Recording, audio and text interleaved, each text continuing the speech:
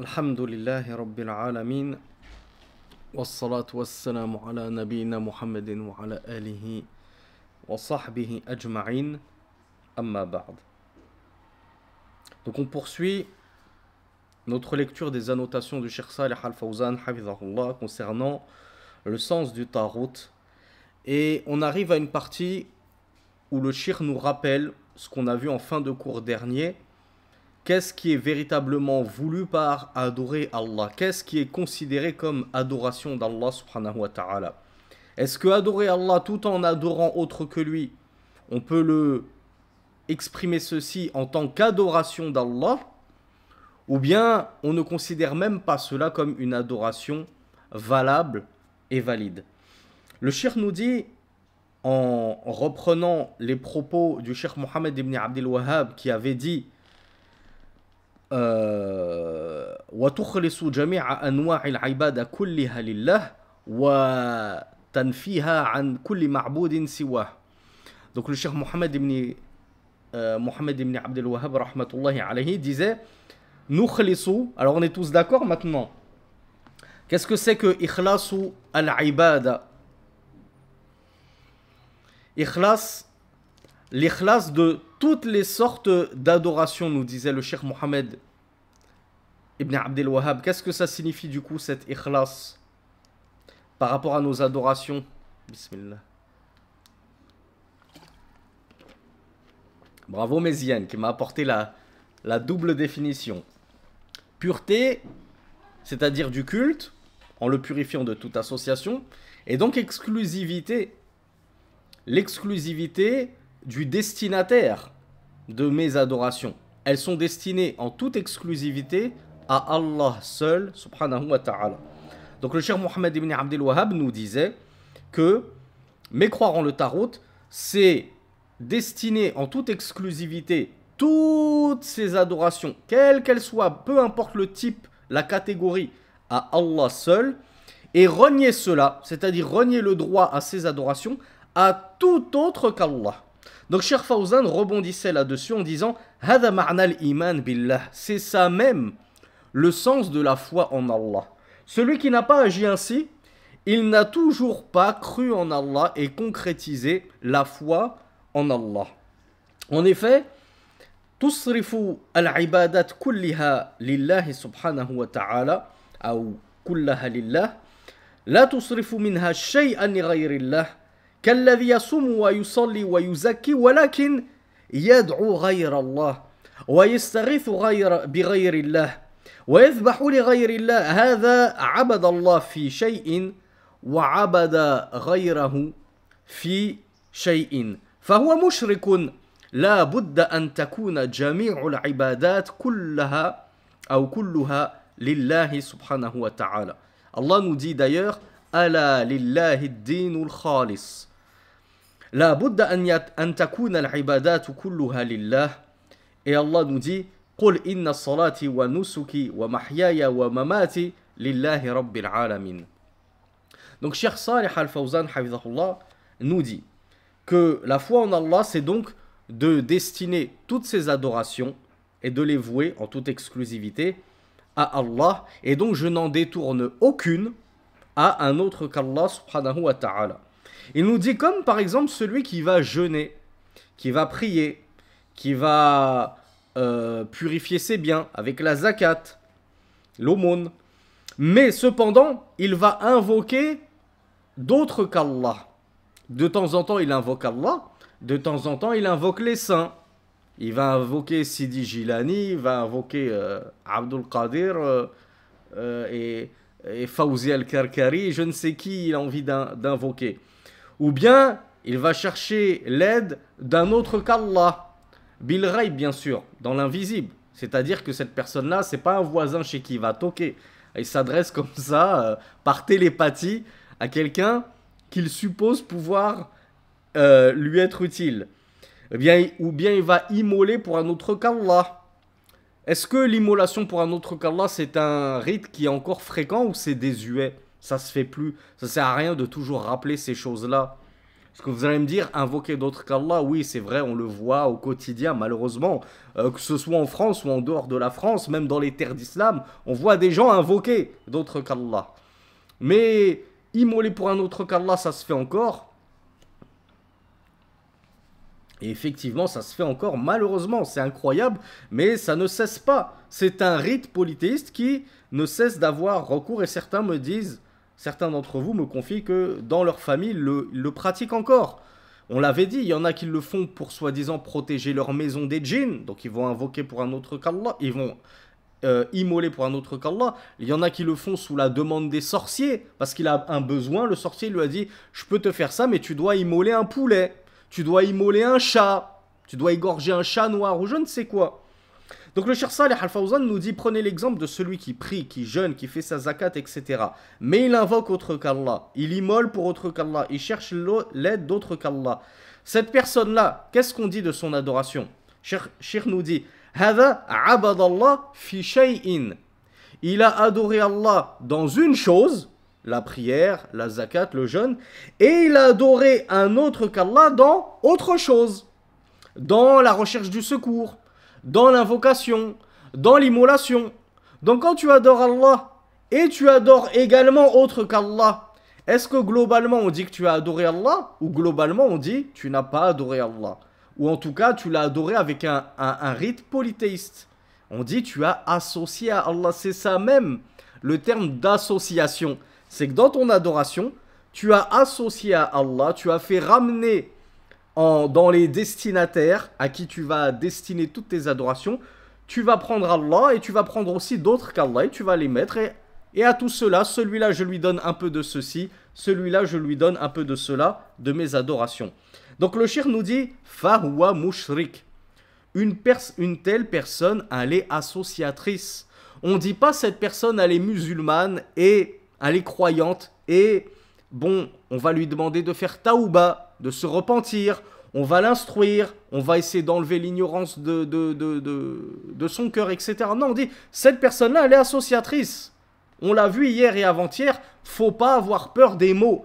Il faut pas non plus avoir peur du takfir quand il est évident. Tu invoques autre qu'Allah, tu es mécréant. Tu égorges pour autre qu'Allah, tu es mécréant. Tu cherches le secours d'autre qu'Allah auprès des tombes, etc. Tu es mécréant, tu es un associateur. Comme on l'a vu dans les 4 règles, donc Al-Qawa'id Al-Arba'a, Allah Azza wa Jal, lorsqu'il a envoyé le prophète Muhammad sallallahu alayhi wa sallam à l'humanité tout entière, il l'a chargé de faire le takfir des mouchriquines. Donc de dire que toi qui adores Jésus, t'es un mouchrik. Toi t'adores Marie, t'es un mouchrik. Toi t'adores ton rabbin, t'es un mouchrik. Toi t'adores une statue, t'es un mouchrik. Toi t'adores une tombe, t'es un mouchrik. Il leur a dit, la mission de Muhammad, c'était de nous montrer que ça c'est du shirk, ça c'est du shirk, ça c'est du shirk, ça c'est du shirk. Celui qui repose sur ce shirk là, c'est un mouchrik. Ensuite, tu veux faire taouba et tu veux embrasser le véritable islam, bienvenue à toi. Personne ne t'en empêche, au contraire, on ne cesse de t'y appeler. Mais on ne peut pas voir quelqu'un adorer une tombe, adorer un crucifix, adorer un prophète, adorer un ange, adorer un arbre et dire celui-là, il est croyant, il est ignorant, il faut qu'on l'instruise. C'est pas de sa faute, il sera excusé, etc. Parce que Allah Azza wa Jal ne les a pas excusés. Et je vais vous poser une question très facile, mes frères et mes sœurs. Qui est le plus en droit d'être excusé? Les polythéistes de l'époque de Muhammad sallallahu alayhi wa sallam, qui n'avaient plus reçu de messager depuis des temps immémoriaux. Le dernier messager en date, c'était déjà Isa, qui n'avait même pas été envoyé à ces Arabes-là, de la péninsule arabique, mais qui avait été envoyé aux enfants d'Israël, dans la région de Baytul Maqdis de Jérusalem. Et Allah Azza wa Jal n'a pas excusé les polythéistes de Quraysh en disant « Bon, ils n'ont pas eu de messager pendant longtemps, ils ont oublié, c'est pas grave, ne les traite pas de mouchrikoun, ne les traitons pas d'associateurs. » Qui sont les plus excusés? Ces gens-là ou les associateurs de notre époque qui ont le Coran devant leurs yeux, traduit dans toutes les langues. Ils ont des savants, des étudiants en sciences qui leur disent, dans le Coran, Allah nous dit que ce que tu es en train de faire, c'est du shirk. Rasulullah, dans les hadiths, Sahih Bukhari, Sahih Muslim, je te donne même le numéro, il te dit que c'est du shirk, etc. Ceux-là même qui ont reçu, qui ont la révélation d'Allah subhanahu wa ta'ala compilée dans le Coran et la Sunna, qui sont les plus excusables? Si Allah Azza wa Jal n'a pas excusé les polythéistes envers qui il a envoyé le prophète Mohammed sallallahu alayhi wa sallam, comment se fait-il qu'on va excuser les polythéistes de nos jours en disant oui mais ils sont ignorants, etc. Et les Qurayshites n'étaient pas ignorants? Mais voilà, qamat alayhim al-hujja, la preuve leur a été établie. Ils ont reçu le Coran, ils ont reçu Muhammad sallallahu alayhi wa sallam, et ils ont alors su que invoquer Allah et immoler pour un autre qu'Allah, ceci plus cela égale association. Tu es un mouchrik, tu es un associateur. On ne retient que l'association de toi. Toutes les adorations que tu avais vouées en toute exclusivité à Allah, à partir du moment où certaines fois tu as associé à Allah, on ne retient de toi que cela. Tu es un associateur. Aujourd'hui, on a des gens, on ne va pas citer d'ethnie, on a des gens un peu partout dans le monde, ils vont dans les mosquées faire la prière, ils peuvent porter la barbe, le qamis, etc. Et de temps à autre, il va faire sa petite dhabiha li ghayrillah, il va faire sa petite immolation pour autre qu'Allah. De temps en temps, une fois dans l'année ou plus, il va se rendre dans un mausolée, il va jeter des pièces auprès de la tombe et il va commencer à invoquer le soi-disant saint qui gît dans sa tombe. Quelle différence entre ce shirk-là, de nos jours, et le shirk des polythéistes? Puisque, quelle est la raison qu'ils avancent tous les deux, comme on l'a vu dans les 4 règles? La raison qu'ils avancent tous les deux, les anciens polythéistes et les nouveaux, bravo Clara, c'est l'intercession. On ne fait ces choses-là, c'est-à-dire on les invoque, on égorge pour eux, on tourne autour de leur tombe, que pour qu'ils nous rapprochent auprès d'Allah. Parce que ce sont nos intercesseurs, c'est-à-dire des intermédiaires auprès d'Allah. Mais c'est exactement ce qu'Allah a qualifié de shirk dans tout le Coran. Pendant 23 ans, Allah a expliqué à son prophète Mohammed et aux Arabes autour de lui que ça, c'est ce qu'on appelle le shirk. Et c'est ce qu'Allah Azza wa Jal ne pardonne pas. Et on va dire aujourd'hui, non, il faut leur pardonner, il faut les excuser, etc. Comme nous l'a dit Cheikh Salih Al-Fawzan, hafizahullah, dans plusieurs de ses fatwas, uqimat alayhimul hujja. La preuve, ça y est, elle leur est parvenue. Ils ne sont pas ignorants. Ils ont le Coran. Il est traduit dans quasiment toutes les langues. On n'est pas en train de parler de pygmées en Papouasie, Nouvelle-Calédonie, je ne sais quoi, qui vivent dans des forêts. Ils n'ont même pas accès à l'électricité, rien du tout. Il y a ce qu'on appelle Ahlul Fatra. Les gens de la Fatra, c'est-à-dire les gens de la rupture. Il y a eu une rupture entre eux et les messagers, entre eux et la révélation, elle ne leur est pas parvenue. Alors celui à qui effectivement la révélation ne lui est pas parvenue, il pourra être excusé fil akhira. Mais fil dunya, s'il était mouchrik, on dit il est mouchrik, il est associateur, on ne le juge pas comme croyant, on ne prie pas sur lui, on n'hérite pas de lui, et ainsi de suite. On ne demande pas la miséricorde d'Allah pour lui, et ainsi de suite. Ensuite, dans l'au-delà, il sera testé par Allah Azza wa Jal. S'il réussit le test, c'est le paradis. S'il échoue, ce sera l'enfer. Mais les gens qui ont eu accès à la révélation, souvenez-vous ce qu'on a dit hier. Le Coran, il est dans toutes les mosquées. Traduit dans toutes les langues. Même en France, tu as le Coran en anglais, tu as le Coran en ourdou, tu as le Coran en arabe, forcément, en français, en italien. Je l'ai même vu en écriture thaïlandaise, quelque chose comme ça. Dans mon petit 93 natal. Subhanallah. Alors que dire dans les terres d'islam? Vous allez me dire, dans les terres d'islam, oui, mais mon père, il est au bled. Au bled, tu sais, ils sont ignorants. Mais au bled, ils ont 10 fois plus de Coran que vous en France. Ils ont 10 fois plus de savants que vous en France. Eux, au bled, ils ont des vrais savants. Vous, en France, vous avez que des petits étudiants en sciences qui sont là pour faire la roue de secours, le temps que vous appreniez enfin la langue arabe, qu'Allah vous la facilite, pour avoir accès vous-même aux savants. Comment on va dire ils sont ignorants et ça ne leur est pas parvenu? Cheikh Saleh Al-Fawzan nous dit le shirk, ces grandes questions de shirk, comme immoler pour un autre qu'Allah, invoquer pour un autre qu'Allah. Mes frères, mes soeurs, je vous pose la question, comme l'avait dit Rasulullah sallallahu alayhi wa sallam à Wabisa ibn Ma'bad, il lui avait dit Istafti qalbak, ya Wabisa. Istafti qalbak, qu'est-ce que ça veut dire? Demande la fatwa à ton cœur. Tu sais pas est-ce que quel est le jugement de cette chose-là? Interroge ton cœur. Eh ben moi je te demande, Akhi Ourti, ces grandes questions de shirk, de polythéisme, comme immoler pour un autre qu'Allah, invoquer un autre qu'Allah, supplier, chercher le secours auprès d'une tombe, etc. Demandez au fond de votre cœur, c'est vraiment quelque chose de si caché, complexe, laborieux à comprendre? C'est vraiment, faut vraiment aller voir un savant pour qu'il m'explique tous ces versets qui en parlent, ou bien dans le Coran c'est tellement présent que je l'ai compris même en français, même avec une traduction du français, j'ai compris que Allah subhanahu wa ta'ala, quand dans la sourate Al-Jinn, il nous dit wa anna al-masajida lillahi fala tad'u ma'allahi ahada.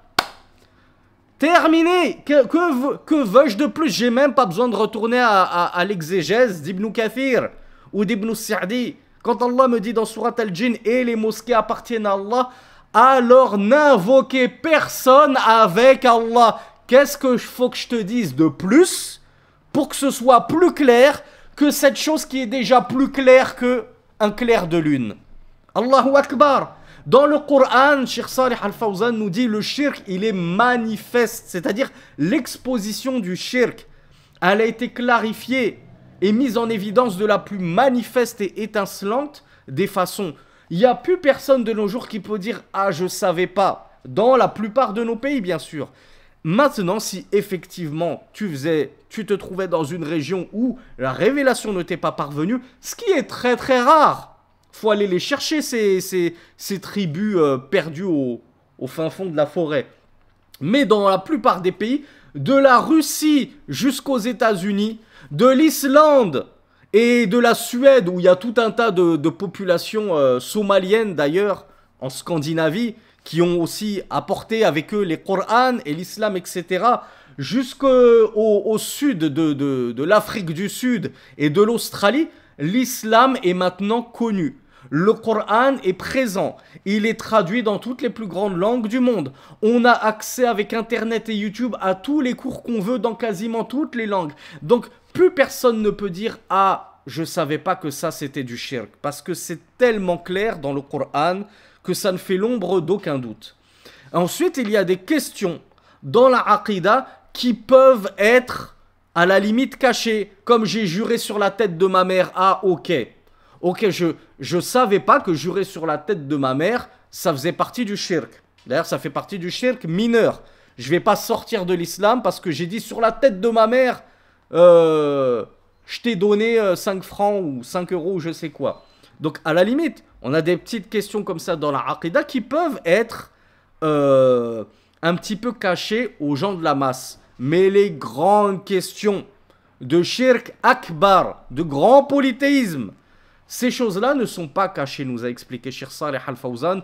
Et ceux qui disent toujours, oui, mais il faut faire iqamatul hujja d'abord, il faut apporter la preuve d'abord avant de faire le takfir d'une personne, on leur dit pour ces grandes questions-là, la preuve, ça fait longtemps qu'elle leur est parvenue. Ne vous inquiétez pas, ils n'étaient pas dans l'ignorance. Par contre, ils étaient dans quoi s'ils n'étaient pas dans l'ignorance?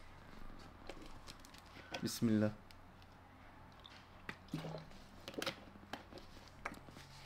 Alors oui, bravo Amina. Et bien Valérie nous dit l'insouciance. Cheikh Saleh Al-Fawzan nous disait deux choses. Il nous disait ils sont dans le déni. C'est-à-dire, c'est ce que je vous disais, interroge ton cœur. Toi, quand tu interroges ton cœur, mon frère, ma soeur, tu sais que c'est pas normal de faire un sacrifice pour un djinn, pour un ange, pour un prophète. C'est Allah qui t'a créé. Pourquoi je vais sacrifier pour autre que lui? J'ai besoin d'une femme pieuse Pourquoi je vais aller demander à un mort dans sa tombe au lieu de demander au créateur de cette femme pieuse que j'attends? J'ai besoin d'enfants. Pourquoi je vais pas demander à celui qui m'a créé et qui va créer mes enfants? Et je vais aller voir je sais pas quel sorcier pour qu'il me fasse une petite amulette qui va soi-disant me tout débloquer et je vais avoir des enfants. Donc ces choses-là sont claires. Donc en fait, ceux qui refusent d'adhérer à la clarté de ces choses-là, ils sont juste dans le déni. Parce qu'Allah, il nous a tous donné notre fitra. Il nous a façonné sur la saine nature. Cette saine nature, instinctivement, dès la naissance, elle tend vers le vrai. Elle tend vers la vérité. Elle tend vers le monothéisme et elle s'écarte du shirk et du polythéisme. Allah ne nous a pas laissé comme ça en vain. Il nous a déjà aidés initialement, dès la naissance, en nous mettant en nous cette fitra, cette saine nature. Donc ceux qui, malgré qu'ils savent au fond d'eux que c'est pas normal, qu'il y a un souci, eh bien, ils sont soit dans le déni et ils nient la vérité et l'évidence, soit ils sont dans ce qu'on appelle al-i'rad, qu'on a vu hier.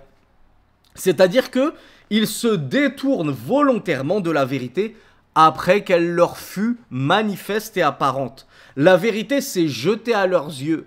La vérité s'est jetée à leurs oreilles, mais je m'en détourne quand même. Comme on l'a vu hier, Allah Azza wa Jal nous dit c'est le seul qui détient les clés de l'invisible. Non, je me détourne de cette parole d'Allah. C'est la parole d'Allah dans le Coran. Et je vais aller voir des astrologues et des devins en croyant que eux ont accès à l'invisible. Tu viens de te détourner du Coran. Tu viens de te détourner de l'islam. Tu viens de tomber dans le shirk. Comme on va le voir, Inch'Allah. Donc, Cheikh Saleh Al-Fawzan nous dit que pour sortir du polythéisme, il est indispensable que toutes tes adorations soient vouées à Allah.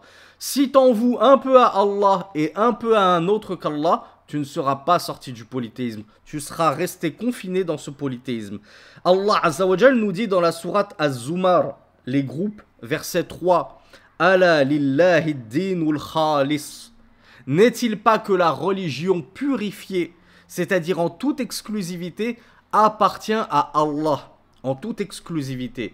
La religion n'appartient pas à 75% à Allah et à 25% pour des prophètes, des anges, des arbres, des sorciers et je ne sais quoi. Non, la religion, en toute exclusivité, appartient à Allah seul.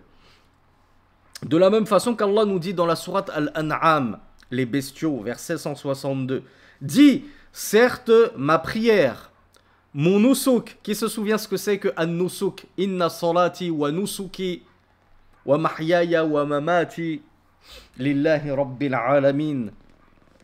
Certes, ma prière et mon nusuk, c'est quoi le nusuk? Bismillah. Parce que ceux qui font leur umrah en ce moment, le hajj, etc., vous avez le site nusuk. Je sais pas quoi. Et nusuk, ça veut aussi dire les rites. De façon générale, c'est les rites. De façon plus particulière, c'est les rites du pèlerinage. Et de façon encore plus particulière, c'est le sacrifice, c'est l'immolation. Et quand on fait le pèlerinage, on peut avoir justement un sacrifice à offrir à Allah, notamment dans le rite tamattu'. Donc ici, an-nusuk, dans ce verset, c'est l'immolation, le sacrifice. Donc Allah nous dit, dis, ô Muhammad, dis aux gens, certes, ma prière, mon sacrifice, ma vie et ma mort appartiennent à Allah, Seigneur des mondes. Le sacrifice, il appartient à Allah. C'est le droit exclusif d'Allah de recevoir tes sacrifices. Tu ne peux pas immoler pour un autre qu'Allah. Tu peux immoler pour manger. Tu peux immoler pour la naissance de ton fils, de ta fille, etc. Mais cette immolation, lorsque elle revêt l'aspect de qurba, d'adoration, elle doit être vouée pour Allah. Ensuite, si c'est pour manger, tu n'es pas obligé de mettre la niya que c'est pour Allah. Mais bien sûr, tu dis Bismillah. Ton boucher dira Bismillah.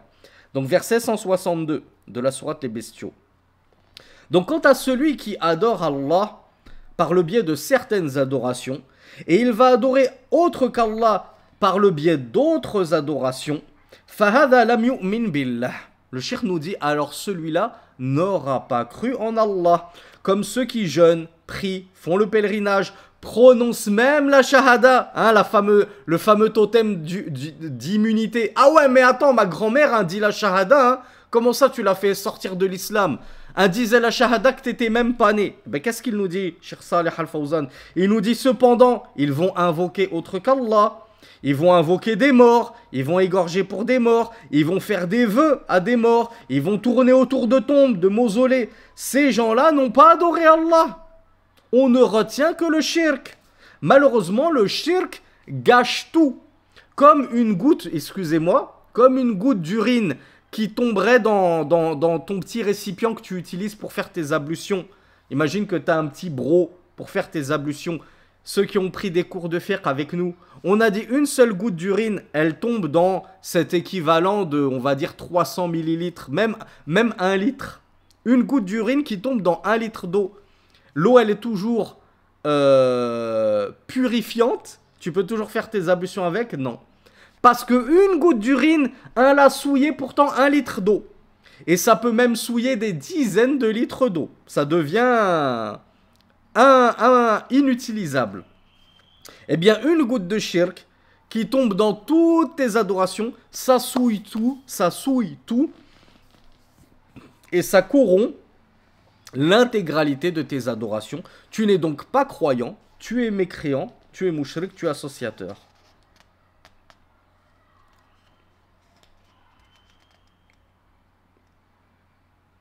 Cheikh nous dit, balhum mushrikun, donc ces gens-là qui vont adorer un peu Allah et adorer un peu autre qu'Allah par le biais de certaines adorations, ils sont associateurs li'annahu la yajtami'u ibadatullahi wa ibadatu ghayrihi abadan, parce que l'adoration d'Allah et l'adoration d'autres qu'Allah ne peut se réunir comme ça. Il y en a une qui va prendre le dessus, c'est soit tu adores complètement Allah, soit cette adoration d'autres qu'Allah va prendre le dessus et tout détruire et faire de toi un associateur. Allah subhanahu wa ta'ala nous dit, comme dans un hadith divin, comme on dit déjà hadith qudsi en français, comme ça qu'on dit hadith divin en français, hadith qudsi.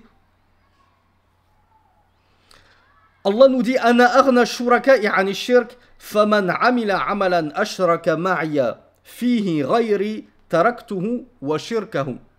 Allah nous dit, je suis le plus riche des associés envers le shirk, envers l'association. C'est-à-dire, je suis celui qui me passe le plus d'associations et d'associés. Ainsi, quiconque va œuvrer d'une œuvre dans laquelle il va associer avec moi autrui. Donc regardez, ouvrez bien les oreilles. Allah nous dit, il va associer avec moi autrui. Il n'a pas dit cette œuvre-là, il l'a dédiée à autre que moi. Il a dit non, il me l'a dédiée. Mais en même temps, il va également la dédier à autre que moi. Qu'est-ce qu'Allah a dit concernant cette personne-là? Qui va faire un jeûne pour Allah et également pour le sorcier. Je vais égorger pour Allah cette vache et en même temps pour le sorcier, pour le djinn, etc. Alors, c'est pas ça à la fin du hadith. Il n'a pas dit il est mouchrik, il est mécréant. Qu'est-ce qu'Allah fait de cette œuvre-là et de cette personne-là? Il a dit taraktuhu wa shirkahu. Je vais le délaisser, cette personne-là. J'en ai pas besoin. Je suis le plus riche des associés envers le shirk. Donc je n'ai pas besoin d'associer. J'ai pas besoin qu'on m'associe quoi que ce soit dans les adorations qu'on me vouerait. Si tu m'associes quelqu'un dans cette adoration-là, alors je te délaisse toi et ton shirk et ton œuvre. Donc ton œuvre, elle est rejetée parce qu'elle a été souillée par l'association. Et même toi, je te rejette, je te délaisse. Pourquoi? Parce que comme vous me l'aviez dit, tu es un mouchrik. Et dans une version, on trouve Fahuwa lilladhi ashraka wa ana minhu bari. Dans une version de ce hadith, Allah nous dit, eh bien cette œuvre-là, elle sera pour celui à qui tu m'as associé ou que tu as associé à moi. Et moi, je m'innocente de cette œuvre-là, je n'en veux pas, je m'en désavoue. Allah se dégage de cette pseudo-adoration que tu lui as vouée en partie et il va la laisser pour ton idole, tu as voulu faire cette adoration pour Allah et ton idole, Allah il va dire cette adoration, au final, elle ne reviendra qu'à ton idole. Moi, j'en veux pas de cette adoration. Je suis le plus riche des associés. Donc Allah n'agrée pas qu'on lui associe qui que ce soit ou quoi que ce soit dans quoi que ce soit d'adoration. Bal yajibu an takuna al-ibadatu kulluha lillah. Allah nous dit également dans Surat Al-Anfal, les butins, verset 39. وَقَاتِلُوهُمْ حَتَّى لَا تَكُونَ فِتْنَةٌ وَيَكُونَ الدِّينُ كُلُّهُ لِلَّهِ.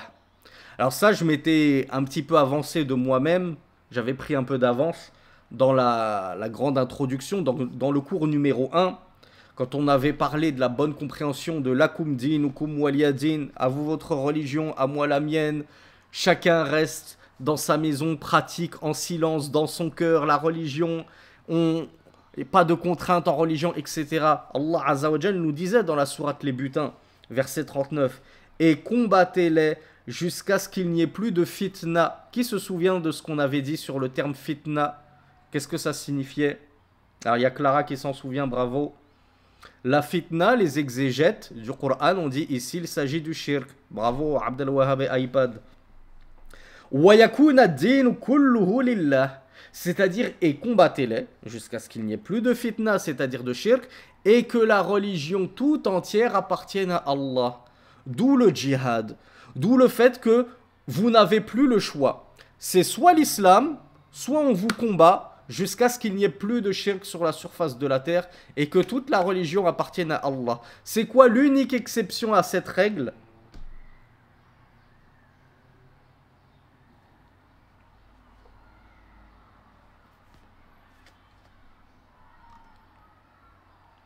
Vous exagérez là, elle est facile cette question. Quelle est l'unique exception à la règle de soit c'est l'islam, soit c'est le combat à mort? Et on sait que c'est les musulmans qui vont gagner parce que Allah, il secourt son clan. Il ne secourt pas les infidèles. Bravo. L'exception, c'est Ahlul Kitab, les juifs et les chrétiens. Eux, ils ont une troisième option, c'est soit ils payent la jizya, le tribut, et alors, on les laisse en vie, mais soumis à notre charia, soumis à nos lois. Ils sont soumis sur nos terres. Ils vivent dans une sorte de protectorat islamique, mais ils ne font pas ce qu'ils veulent chez nous. Donc Cheikh Fawzan nous dit فلا يكون الدين بعضه لله وبعضه للأصنام وللقبور أو لفلان ولعلان الدين كله لله. Donc Cheikh Fawzan nous dit la religion, elle ne peut pas être en partie à Allah et en partie à autre qu'Allah en termes de tombe, d'idole, une partie pour un tel et un tel. Non, la religion toute entière, elle doit revenir à Allah subhanahu wa ta'ala. Ensuite, le Cheikh Mohammed ibn Abdel Wahhab, rahmatullahi alayhi, avait dit que il est obligatoire pour les adeptes de Al-Ikhlas, donc les véritables monothéistes, il nous disait wa tuhibbu ahl al-ikhlas wa tuwalihim. Tu dois, après avoir concrétisé Al-Ikhlas, tu l'as mis en pratique. Plutôt, qu'est-ce que signifie mettre en pratique Al-Ikhlas après ce qu'on vient de voir, c'est-à-dire de vouer toutes tes œuvres à Allah et renier le tarout. Qu'est-ce que tu fais ensuite? Bravo Amina. Alors oui, Clara et Bakary, on appelle les gens effectivement, et quand ils répondent positivement, ces gens-là, qu'est-ce qu'on fait? Comment on agit vis-à-vis d'eux? Bravo Bakary. On les aime. Ce sont nos alliés. Donc le Cheikh Mohammed ibn Abdel Wahhab nous dit, et tu aimes les gens de l'ikhlas, les gens comme toi qui sont mukhlisoun, qui sont de véritables croyants, wa tuwalihim, tu leur accordes ton alliance, ce sont tes alliés. Et qu'est-ce que je fais à contrario envers ceux qui ne sont pas justement mukhlisoun, ils sont plutôt mushrikoun? Bravo. Wa tubridu ahla shirki wa tu'adihim. Je déteste les gens de l'association et je leur voue de l'animosité. Je les prends en aversion. Donc Cheikh Saleh Al-Fawzan commande ce passage et il nous dit Hadha min lazimit tawhid. Ça fait partie, mes chers frères et sœurs, des implications du tawhid. On a malheureusement tellement de musulmans de la masse qui pense que l'islam c'est dans le cœur et tout ce qui m'importe c'est ma propre personne. Nafsi, nafsi. Comme je l'ai dit, je suis chez moi, je pratique dans mon coin, je fais de mal à personne, je veux pas me mêler de la religion des gens et je veux pas qu'on se mêle de ma religion. Et voilà, et si tous mes collègues de travail et dans ma famille et mes amis, ils sont pas tous musulmans, ben c'est leur dos. C'est leur dos, moi je suis responsable que de moi-même. On a dit non, ça marche. L'islam, c'est pas ça. C'est pas ça, l'islam, c'est tout le contraire même. Tu peux pas raisonner ainsi. Ça, c'est la religion des bisounours et des islamologues de France, des pseudo-prédicateurs et imams de France, parmi les imams laïcs et républicains. Le shir nous dit plutôt min lazim tawhid, parmi les implications du tawhid. Quand tu l'as vraiment concrétisé, ce tawhid il va impliquer que tu aimes pour Allah et que tu détestes pour Allah. Si tu l'as toujours pas concrétisé cela, c'est que tu n'as pas concrétisé totalement ton tawhid. Man wahhad Allah wa kafara bit taghut fala budda an yuwaliya ay yuhibbah. Cheikh Salih Al-Fawzan nous dit celui qui monothéise Allah et mécroit en le tarout, il est indispensable qu'il pratique l'alliance. Yuwali, c'est-à-dire qu'ils prennent les croyants pour allier. Et Cheikh nous dit ay yuhib. On a vu la définition de Cheikh Salih Al-Fawzan. Qu'est-ce que ça signifie prendre pour allier? Ça veut dire aimer. Donc si je ne le prends pas pour allié, ça veut dire que je ne l'aime pas. Wa yunasira awliya Allah. Tu dois secourir les alliés d'Allah. Wa hum ahlu tawhid, parce que ce sont également les gens du tawhid comme toi. Et tu dois donc impérativement prendre en animosité, détester les gens du shirk, les gens de l'association, li'anna Allah yubriduhum. Parce que comme on l'a vu hier, car Allah les déteste. Comment tu peux aimer et prendre pour ami et allié une personne qu'Allah déteste parce que c'est un polythéiste, c'est un associateur, c'est un athée et je ne sais quoi d'autre. فَأَنْتَ تُبْرِضُ مَنْ يُبْرِضُهُمُ اللَّهِ. Ça c'est la quintessence de la foi. Tu aimes, nous dit Cheikh Salih Al-Fawzan, celui qu'Allah aime. أَمَّا الَّذِي يَقُولُ أَنَا مَا عَلَيَّ إِلَّا نَفْسِي ولا أعادي الناس وأبغض الناس وأكفر الناس وأكفر الناس plutôt نقول له أنت ما كفرت بالطاغوت. Donc quant à celui qui dirait moi je suis chargé que de mon dos, que de ma propre personne, je vais prendre personne pour ennemi, j'ai pas envie d'avoir des ennemis, c'est trop compliqué, moi j'ai envie que tout le monde m'aime, j'ai envie d'être populaire, etc. Et j'ai encore moins envie de faire le takfir des gens. Ah, ça me regarde pas. Moi, le takfir, c'est pas mes oignons. Je vais pas... Même, je le vois dans une église en train de se prosterner devant un crucifix. Je vais pas faire son takfir. Je ne m'occupe que de ma propre pomme. Cheikh Salih Al-Fawzan nous dit, on va dire à une telle personne, toi, tu n'as toujours pas mécru au tarout. Tu n'as toujours pas désavoué le tarout. Al-kufru bit-tarout min lazimihi mu'adatu a'da'illahi wa bughdu a'da'illah. Parce que parmi les, comme on l'a vu, parmi les implications du tawhid, il y a le fait que tu aimes et secours les gens du tawhid, donc tes alliés. Et bien de la même façon, parmi les implications du kufru bit-tarout relève des implications de la mécréance au tarout, le fait que tu prennes les adeptes du tarout, les suiveurs du tarout pour ennemis et que tu les détestes.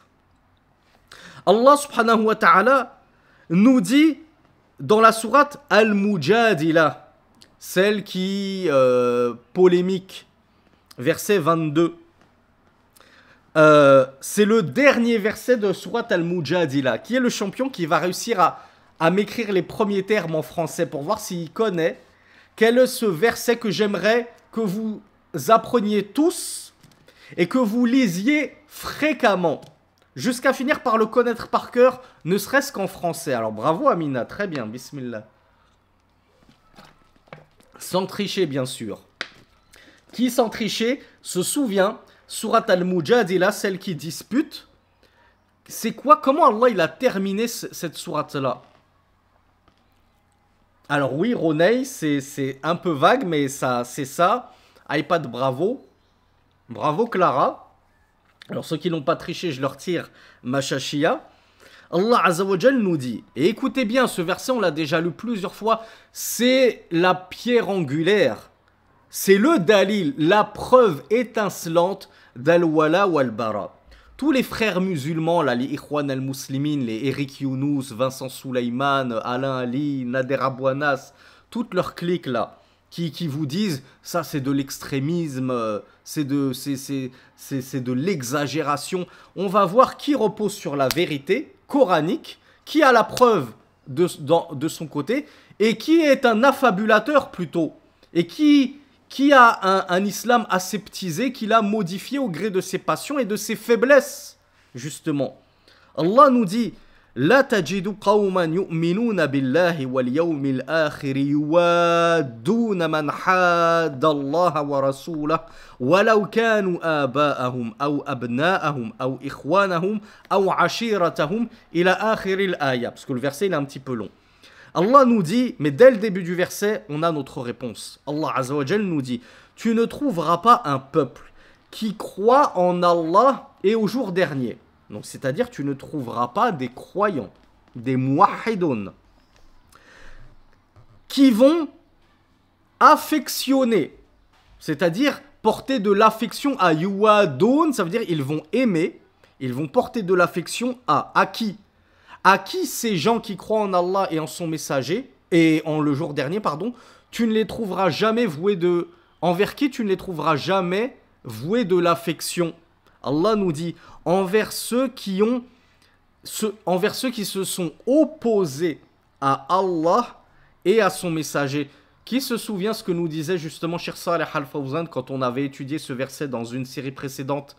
Qui sont ceux qui s'opposent à Allah et à son messager? Est-ce que c'est une catégorie précise de la population?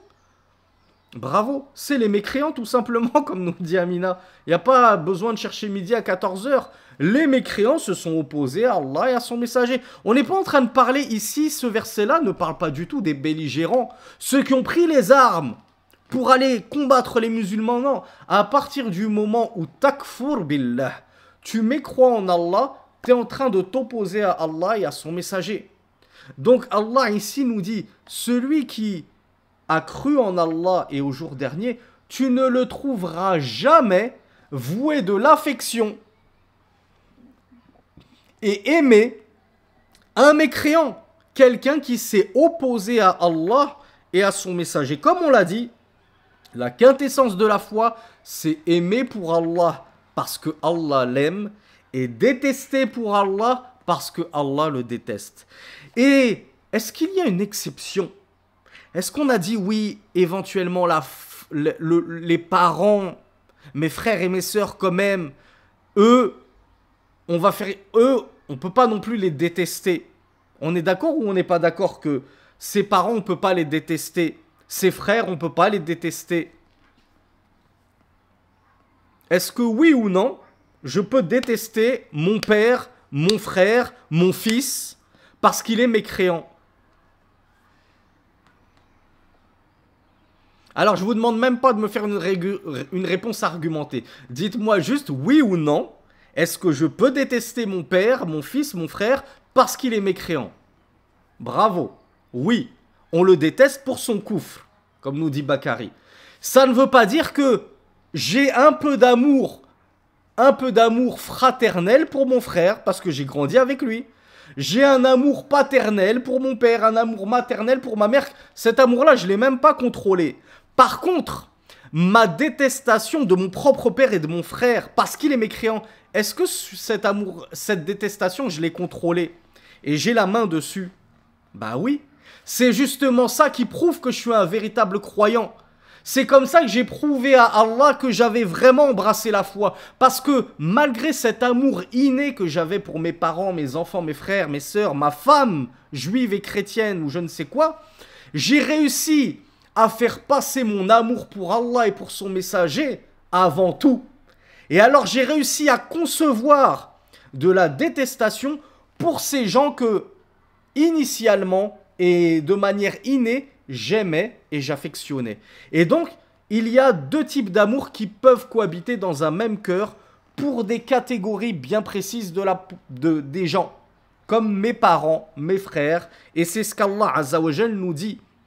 Et dans cette sourate-là, Allah subhanahu wa ta'ala, il nous montre que quand bien même ce seraient tes parents, tes enfants, tes frères ou ta tribu, c'est ce clan avec lequel tu as grandi toute ta vie, tu ne trouveras pas quelqu'un, un peuple croit en Allah et au jour dernier, aimer et prendre en affection celui qui s'est opposé à Allah et à son messager. Et donc la suite du verset, c'est quand bien même il serait leur père ou leur fils ou leur frère ou leur clan. Même si c'est mon père, je ne peux pas l'aimer à 100% alors qu'il est kafir. Est-ce que Ibrahim alayhi salatu wassalam, il s'est désavoué des associateurs, mais son père, il ne s'en est jamais désavoué. Il a dit, mon père, c'est mon père. Je ne peux pas détester mon père, quand bien même il est mécréant. Qu'est-ce qu'il a fait, Ibrahim? On l'a vu dans un cours passé. Il s'est désavoué de son père. Il a dit, kafarna bikum, nous mécroyons en vous. Même toi, mon père. Est-ce que Ibrahim, malgré tout, il a continué à aimer son père, à invoquer pour son père, qu'il continue toujours à avoir quelque chose de bon et de la miséricorde envers son père dans le cœur? Bismillah.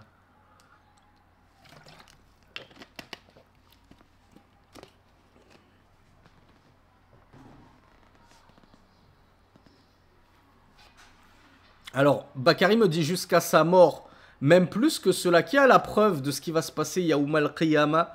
Qu'est-ce qu'il va faire Ibrahim? On l'avait vu dans une vieille série. Bravo Clara. Qui d'autre que Clara sait ce qui va se passer par rapport à cela avec Ibrahim? Oui, Amina, c'est ça, bravo. Bravo iPad, bravo Méziane. Yaoum al-Qiyamah, pourtant, alors qu'Ibrahim sait que son père il est mort dans la mécréance, il va dire à Allah, oh Allah, tu m'avais promis en ce jour de ne pas m'humilier. Alors je t'implore au sujet de mon père. Ibrahim, malgré que son père il est mécréant, il va implorer Allah au sujet de son père. Mais quelle est la sentence d'Allah? La tabdila li kalimatillah. Les paroles d'Allah ne connaissent point de modification. Allah a dit, tout infidèle, tout associateur, sa résidence initiale et finale sera l'enfer et il n'en sortira jamais. La sentence d'Allah est irrévocable. Tu pourras invoquer autant que tu veux. Tu pourrais être le plus illustre des prophètes et des messagers. Si ton père il est mort sur la mécréance, ça y est, son sort est scellé. Voilà pourquoi Allah Azza wa Jal ne répondra à rien d'autre à Ibrahim que en transformant son père en bouc qu'il verra plonger en enfer sous ses pieds. Et ça c'est terrible. C'est terrible. Et pourtant Ibrahim est Khalilullah, le très aimé d'Allah. Mais Allah ne fera rien pour son père parce qu'il est mort dans la mécréance. Donc on le voit que il peut y avoir toujours jusqu'au dernier moment, jusqu'au Yaoum al-Qiyamah, Ibrahim a eu pitié pour son père. Il a eu de la miséricorde pour son père. Mais il a su faire précéder l'animosité pour Allah subhanahu wa ta'ala, l'animosité envers son père pour la cause d'Allah. Et il a su détester son père parce qu'il était mouchrik jusqu'à se désavouer de lui. Donc, retenez bien ce verset 22 de la sourate Al-Mujadila, celle qui polémique, qui débat, qui discute. Je ne sais pas comment il est traduit en français. De la même façon, Allah Azza wa Jal, et on va s'arrêter là, nous dit dans la sourate At-Tawba, le repentir, verset 24. Qul in kana aba'ukum wa abna'ukum wa ikhwanukum wa azwajukum wa ashiratukum wa amwalun iqtaraftumuha wa tijaratun takhshawna kasadaha wa masakinu tardawnaha ahabba ilaykum min Allahi wa rasulihi wa jihadin fi sabilihi fatarabbasu. Allah Azza wa Jal, donc, Cheikh nous dit tarabbasu, yani intadhiru ma yahillu bikum hatta ya'ti Allahu bi amrih wallahu la yahdi al-qawma al-fasiqin. Donc Allah nous dit dans le Coran, surat At-Tawbah, le repentir, verset 24, dit: si vos pères, vos fils, vos frères, vos épouses, cette fois il nous parle des épouses, dans le verset précédent il n'avait pas parlé d'épouses. Donc on voit que les épouses rentrent dans le même lot que les parents, les frères, etc.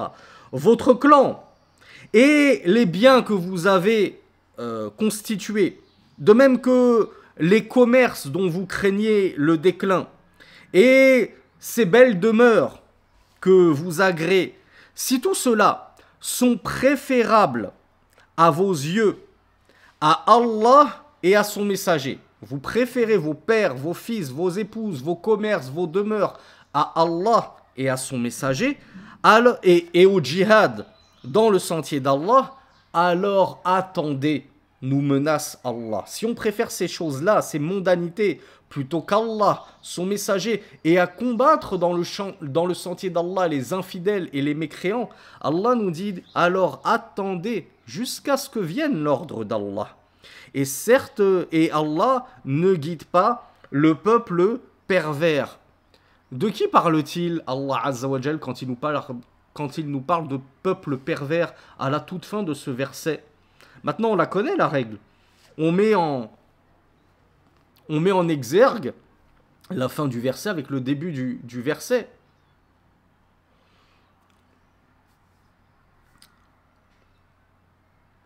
Allah nous dit, ce peuple pervers, c'est justement celui qui va préférer leurs parents, leurs enfants, leurs femmes, etc., qui sont restés dans le koufr, qui sont restés dans la mécréance.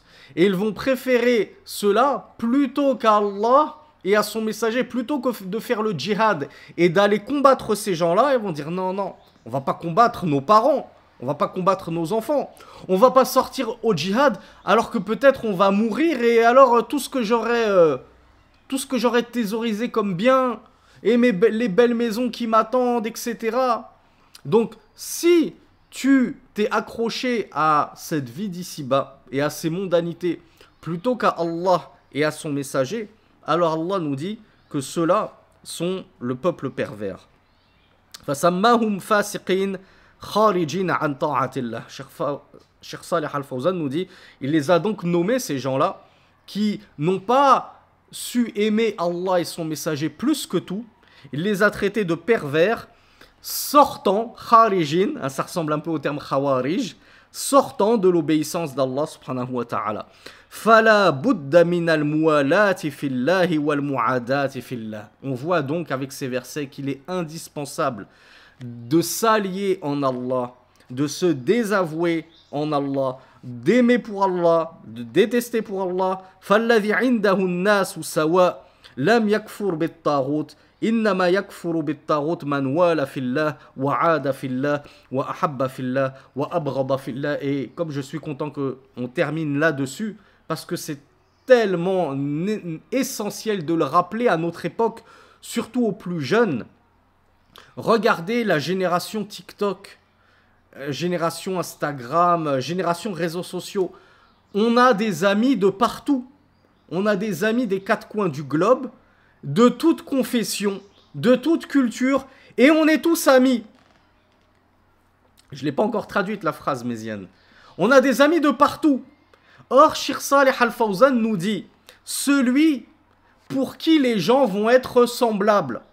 Moi, un Américain, un Brésilien, on salue notre frère Idriss au passage, un Chinois, un Bengali, un Algérien, etc. C'est tous les mêmes.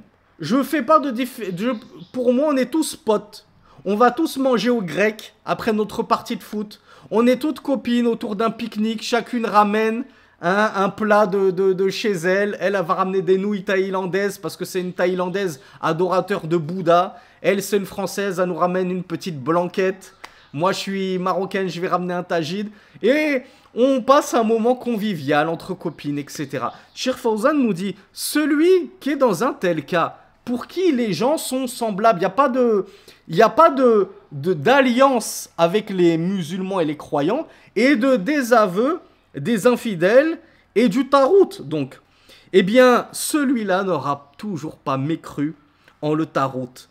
il ne se sera seul celui qui n'aura mécru au Tarot que celui qui aura su s'allier en Allah, c'est-à-dire pour la cause d'Allah, et celui qui aura su prendre en ennemi pour la cause d'Allah les ennemis d'Allah, celui qui aura su aimer en Allah et celui qui aura su détester en Allah.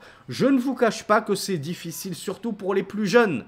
On a beaucoup de jeunes qui nous écrivent et qui nous disent « Mais c'est dur, nous on est au collège, on est au lycée, on est amené à avoir des camarades autour de nous. » Souvenez-vous ce que je vous disais hier avec notre frère Léon qui nous disait « Oui, mais au travail c'est compliqué avec les collègues, etc. » Mais mes chers frères, mes chères sœurs, deux choses avant de terminer, et ça va piquer un petit peu, donc n'hésitez pas à préparer le mercurochrome.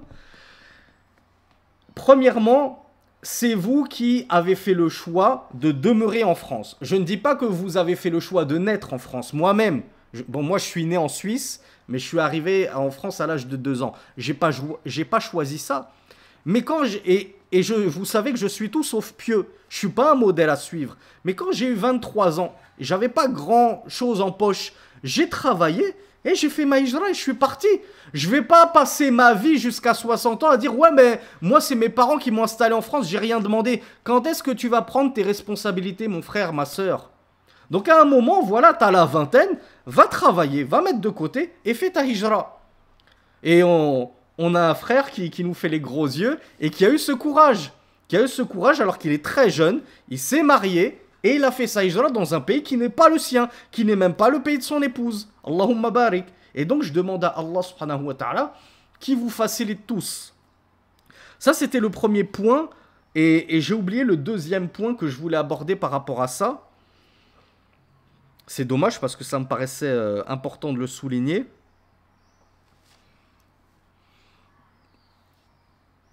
Alors, c'était par rapport au fait que c'est difficile de faire justement l'alliance et le désaveu quand on est jeune, etc. Donc, premièrement, c'est difficile parce que vous résidez en terre de Koufr. Donc, déjà, quittez les terres de Koufr et vous verrez que ce sera beaucoup plus facile de ne plus avoir à faire et à traiter et à vous mélanger avec des infidèles. Vous serez entre musulmans. Donc j'ai conscience que la hijra, c'est pas évident pour tout le monde. J'ai conscience que certaines, notamment surtout nos sœurs, n'ont pas forcément de moyens, il y en a qui sont malades, etc. On n'est pas en train de dire que nul n'est excusé. Au contraire, il y a les fameux mustad'afin fil ard, les affaiblis sur terre qui seront excusés. Mais un jeune vigoureux, un jeune pratiquant de MMA, bien vigoureux dans la fleur de l'âge, une sœur qui a son mari, qui travaille, etc. Et puis elle ne fait pas de da'wa à son mari, elle n'est pas en train de le pousser tous les jours. Et écoute, Zaouji, il faut qu'on parte là. Moi, à chaque fois que je sors dans la rue, je me prends des crachats, je me prends des insultes parce que je porte le djilbab, voire même le niqab, etc. Nos enfants, ils sont en train d'être élevés selon la laïcité, le transgenrisme, etc. Donc les sœurs aussi, il faut qu'elles se remuent un petit peu et qu'elles remuent leur mari. Et je rappelle à nos jeunes sœurs de se hâter à se marier. Si possible avec un frère qui est déjà en situation de hijra, pour ne pas se retrouver dans une entourloupe avec des frères qui sont pleins de blablabla, t'inquiète, quand tu vas m'épouser, je vais t'emmener à Médine, je vais t'emmener à la Mecque, et la sœur même reste dans son petit trou, dans son petit patelin, elle est complètement coincée. Donc il y a des exceptions, mais on se doit de prendre nos responsabilités pour assumer cette alliance et ce désaveu. Et la deuxième chose que je voulais dire, c'est que oui, c'est vrai, c'est pas évident, notamment quand on est jeune, c'est pas quelque chose de facile qui se fait facilement. Ça peut prendre des années. Moi-même, je vous l'avais dit, il m'a fallu, je crois, 1 année, 2 années, je crois bien 2 années entières, alors que je m'étais installé en Égypte pourtant, mais j'avais gardé des liens avec mes anciens amis koufars, je les appelais à l'islam, je leur faisais da'wa. Mais quand au bout de 2 ans, je vois qu'à chaque fois que je leur parle de religion, ça rentre dans une oreille, ça sort par l'autre, vous verrez que Allah va finir par placer la lassitude de ces gens-là dans votre cœur. Vous allez vous dire, c'est bon, j'en ai marre, je suis en train de parler à un mur, ça sert à rien. Maintenant, je me suis fait en islam de nouveaux amis, c'est tous des musulmans, etc. Donc, on ne vous dit pas que c'est facile de couper comme ça net avec les infidèles, et du jour au lendemain, vous faites comme Ibrahim, kafarna bikoum, etc. Mais vous pensez que Ibrahim n'a pas fait da'wa son père avant de lui dire, ça y est, c'est terminé, entre vous et nous réside l'inimitié, il y a une scissure, etc. Qu'est-ce qu'on a dit Rasulullah sallallahu alayhi wa sallam?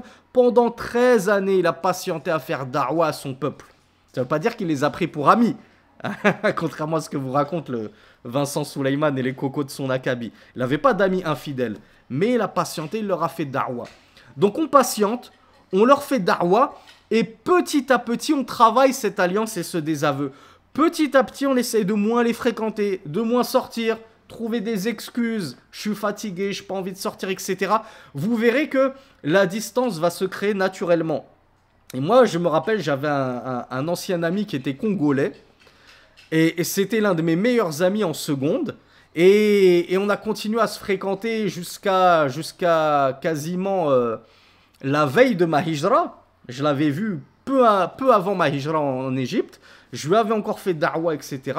Et à chaque fois que je rentrais chaque été d'Égypte, il m'appelait pour qu'on se revoie, etc. Et je trouvais des excuses pour ne pas le voir d'année en année. Au final, au bout de, je crois, 4-5 ans, il a fini par comprendre que, voilà, à chaque fois, je faisais aucun effort pour le voir et me retrouver avec lui. Il a fini par arrêter de m'inviter, etc. Ce sera pareil avec vos collègues, avec vos camarades de classe. Quand ils verront qu'à chaque fois, vous ne faites pas d'efforts, vous n'essayez plus de maintenir ce lien, ils vont se désintéresser de vous.